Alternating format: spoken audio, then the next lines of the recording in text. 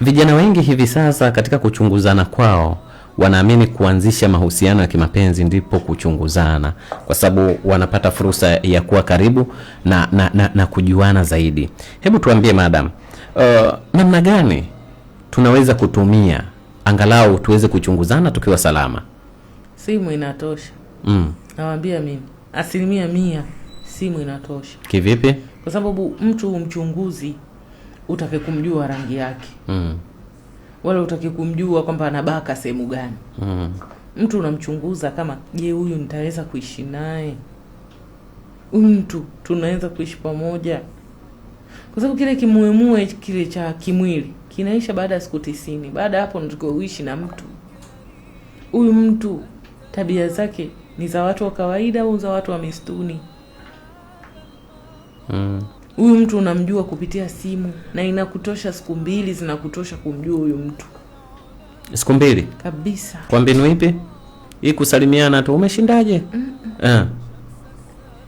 Mtu ambaye anataka kuoa utaikuta nafasi yako kwenye maisha yake. Kivipi? Anakuandalia mazingira yani ya mke. Anakushirikisha mambo. Sawa? Anakujulisha mambo. Nataka nifanye kitu fulani.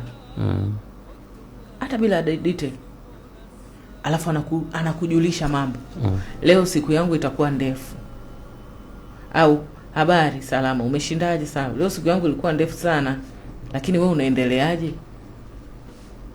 Umeona kujulishwa. Leo siku yangu ilikuwa ndefu sana, lakini wewe unaendelea aje? Si jambo.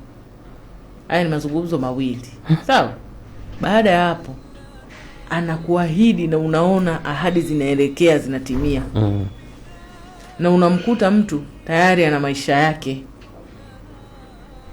Sio wewe hapo uingie kwenye maisha yake ndio uanze kumwambia amka basi uende kazini. Unamkuta mtu ana maisha yake. Na wewe unajisikia, yani ukiwa naye kwenye kujuana unajisikia kama mke. Unajulishwa, unashirikishwa, unaona nafasi yako ipo. Yani you can feel ndani ya moyo wako unahisi kwamba huyu ni mume wangu.